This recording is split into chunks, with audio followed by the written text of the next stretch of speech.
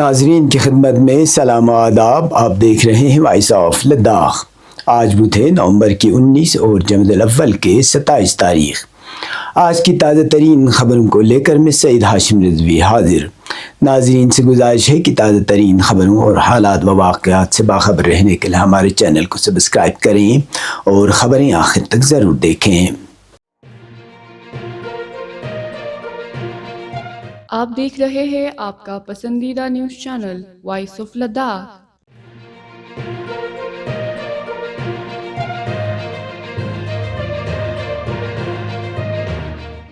Chairman و chief executive councillor Ladakh پہاڑی ترقیاتی کونسل کرگل ڈاکٹر محمد جعفر آخون نے منگل کو جموں و کشمیر یوٹی کے محکمے دیہی ترقی و پنچایتی راج کے ایڈمنسٹریٹو سیکرٹری محمد اعجاز سے اہم ملاقات کے دوران کرگل کے رہائشیوں سے متعلق سڑکوں کی بہتری، لنک روڈز کی بلیک ٹاپنگ اور عوامی بنیادی ڈھانچے کے مسائل زیر بحث لائے.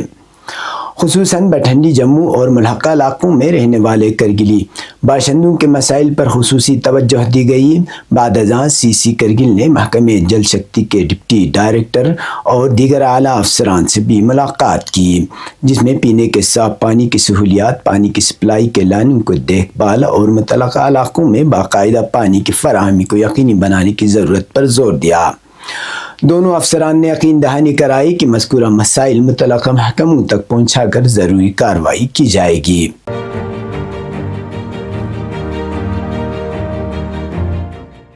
سپریم کورٹ کی جانب سے آوارہ کتوں کو آبادی سے دور رکھنے اور ان کے علیحدہ شیلٹر تعمیر کرنے کے واضح احکامات کے باوجود ضلع کرگل میں آوارہ کتوں کا مسئلہ ہر گزرتے دن کے ساتھ سنگین تر ہوتا جا رہا ہے. شہر مضافات اور دیگر علاقوں میں آوارہ کتوں کی بڑھتی ہوئی تعداد نے عوام کی روزمرہ زندگی کو متاثر کر دیا ہے. معتبر ذرائع کے مطابق گزشتہ روز سیٹلائٹ علاقے میں پیش آنے ایک افسوسناک واقعے میں آوارہ کتوں نے 2 خواتین پر حملہ کر کے انہیں شدید زخمی کر دیا. زخمی خواتین کا علاج و معالجہ جاری ہے، جبکہ اس واقعے کے بعد مقامی آبادی میں خوف و ہراس مزید بڑھ گیا ہے. مقامی لوگوں کا کہنا ہے کہ آوارہ کتوں کی آبادی میں ہر سال اضافہ ہو رہا ہے، جس کے باعث نہ صرف مویشیوں کو نقصان پہنچ رہا ہے بلکہ بچوں اور بزرگوں کا صبح شام گھروں سے نکلنا بھی خطرے سے خالی نہیں رہا. دور دراز گاؤں اور دیہاتوں سے کتوں کے حملوں اور مویشیوں کے نقصانات کی شکایات روز کا معمول بن گئی ہے. عوام نے واضح کیا کہ محکمہ اینیمل ہسبنڈری سب ڈویژن اور ضلع انتظامیہ کو بار بار شکایات درج کرانے کے باوجود خاطر خواہ اقدامات نہیں اٹھائے گئے ہیں، جس کے باعث عوام میں بے چینی اور مایوسی بڑھ رہی ہے.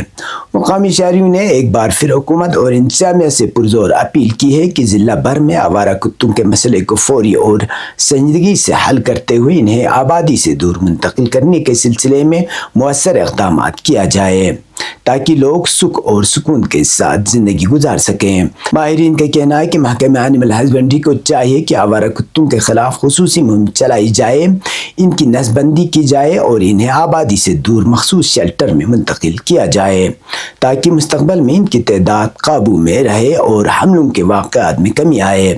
عوامی حلقوں کا کہنا ہے کہ اگر بروقت اقدامات نہ کیے گئے تو یہ مسئلہ نہ صرف انسانی جانوں کے لیے خطرہ بن سکتا ہے بلکہ ضلع کے ماحول، امن، امان اور سیاحتی تشخص کو بھی متاثر کر سکتا ہے. اس لیے ضروری ہے کہ انتظامیہ اس مسئلے کو ترجیحی بنیادوں پر لے کر ایک جامع اور ٹھوس حکمت عملی وضع کرے.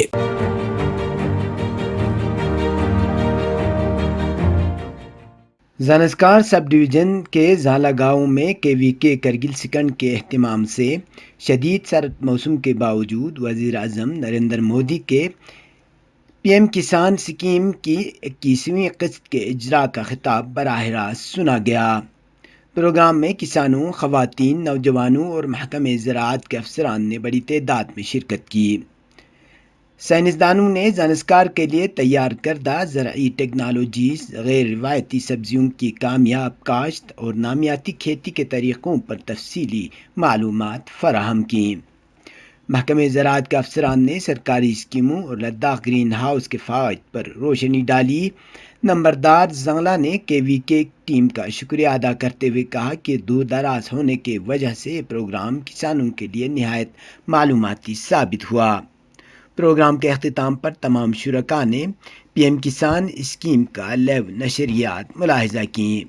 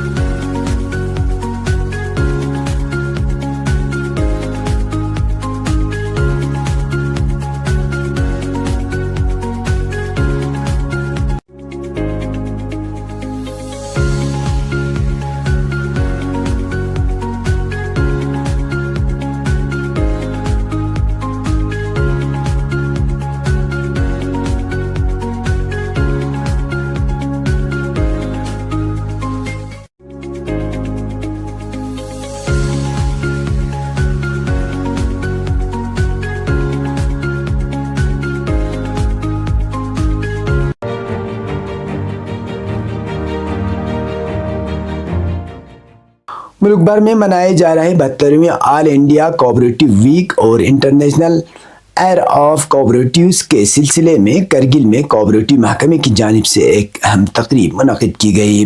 तकरीब की सदारत doctor सरूर Shahzad deputy registrar cooperative ने की, जबकि ARCs, इंस्पेक्टर्स, एडिटर्स, सुपरवाइजर्स, दीगर अफसरान और मुख्तलिफ कोऑपरेटिव सोसाइटियों के मेंबरान ने शिरकत की। अपने खिताब में डिप्टी रजिस्ट्रार डॉक्टर सरूर शहजाद ने गैर फ़आल कोऑपरेटिव सोसाइटियों को दरपेश चैलेंज को नुमायां तौर पर उजागर किया और इनकी बहाली व मजबूती के लिए अमली इक़दाम पर तफसीली गुफ्तगू की। उन्होंने तजवीज़ दी कि हर कोऑपरेटिव आउटलेट में मकामी मसनूआत को तरजीही बुनियादों पर रखा जाए ताकि मकामी माइशत को फ़रोग़ मिल सके। तकरीब के दौरान कामयाब और फ़आल कोऑपरेटिव सोसाइटी की मिसालें भी पेश की गई ताकि दीगर इदारे इनसे रहनुमाई हासिल कर सकें। मुतल्लक़ा ARC हज़रात और अफसरान ने भरपूर शमूलियत के साथ प्रोग्राम में हिस्सा लिया।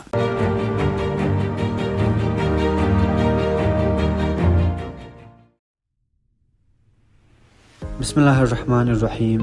जम्मू कश्मीर व लद्दाख का सबसे शानदार प्राइवेट हॉस्टल, जहां का हॉस्टल कॉम्प्लेक्स शाहराह से सिर्फ 500 मीटर दूर हरे भरे माहौल में 7 कनाल रुकबा मौजूद हैं, जहां पर ठहरे हुए बच्चे शहर जम्मू के बेहतरीन प्राइवेट इदारे मसलन डूंट इंटरनेशनल स्कूल, खुदा बख्श public school, JP world school, SP smart public school और मायर स्कूल वगैरह में एडमिशन ले सकते हैं।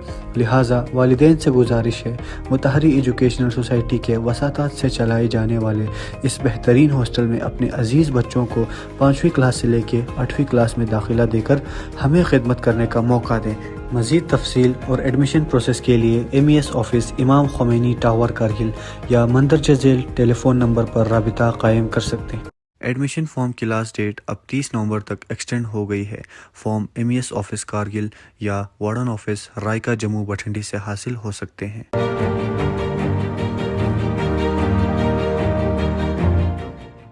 नशा मुक्त भारत अभियान की 5वीं सालगिरह district de addiction centre Kargil और समाजी व कबायली फलाह बहबूद महकमे की जानिब से बरू में जोश खरोश के साथ मनाई गई।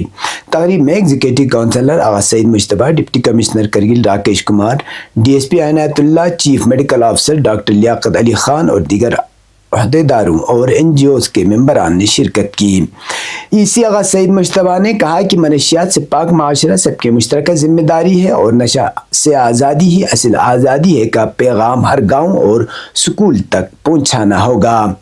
DC राकेश कुमार ने खिताब में कहा कि मनशियात के खिलाफ लड़ाई में बेदारी, तालीम और अवामी शमूलियत अहम सतून है, जबकि मनशियात फरोशों के खिलाफ सख्त कानूनी कार्रवाई जारी रहनी चाहिए। तकरीब का अख्तिताम मनशियात से दूरी के इज्तिमाई अज़म के साथ हुआ। अब पेश है कौमी और बैनुल अक़वामी खबरें।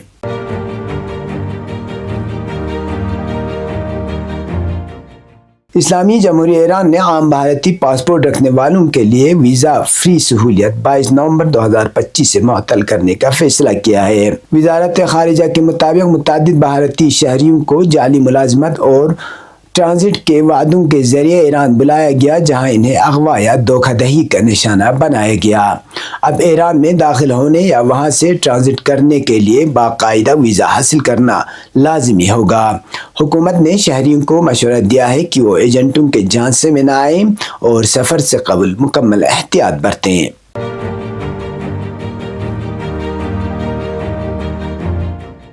نیو یارک شہر کے نومنتخب میئر زہران ممدانی نے ابھی تک اپنا عہدہ بھی نہیں سنبھالا ہے اور وہ قدامت پسند میڈیا شخصیات کے لیے برائی کا نیا اوتار بن گئے ہیں۔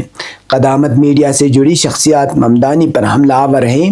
ممدانی کو شخصی طور پر نشانہ بنایا جا رہا ہے، انہیں سیدھی طرح سے مذموم اور امریکہ سے مطابقت نہیں رکھنے والا قرار دیا جا رہا ہے۔ یہ نہیں، ان پر قومی مارکسسٹ، جہادی، ہمدرد اور سیٹنگ لیفٹس جیسے لیبلز لگائے جا رہے ہیں۔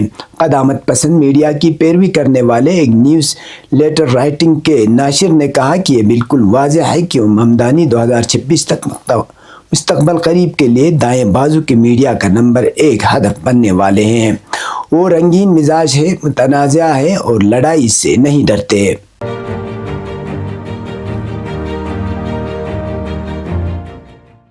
صہیونی افواج نے جنگ بندی معاہدے کی پرواہ کیے بغیر لبنان کے شہر سیدون پر فضائی حملہ کر دیا، جس کے نتیجے میں 13 افراد شہید ہو گئے۔ لبنانی وزارت صحت نے تصدیق کی ہے کہ اسرائیلی فضائیہ نے آج جنوبی لبنان کے شہر سیدون میں ایک کھلا کھیل کا میدان نشانہ بنایا، جو اس وقت ہزاروں بے گھر افراد کے لیے عارضی پناہ گاہ کا کام دے رہا تھا۔ حملے میں 13 افراد شہید اور درجنوں زخمی ہو گئے۔ لبنانی حکام کے مطابق یہ کھیل کا میدان گزشتہ چند ہفتوں سے داخلی طور پر بے گھر ہونے والے خاندانوں کی رہائش گاہ بنا ہوا تھا۔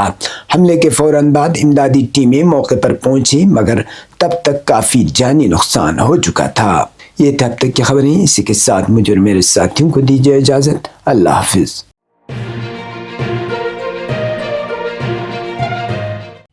مقامی، قومی اور بین الاقوامی خبروں سے باخبر رہنے کے لیے چینل کو لائک، شیئر اور سبسکرائب کریں، ساتھ ہی بیل آئیکن دبانا نہ بھولیں۔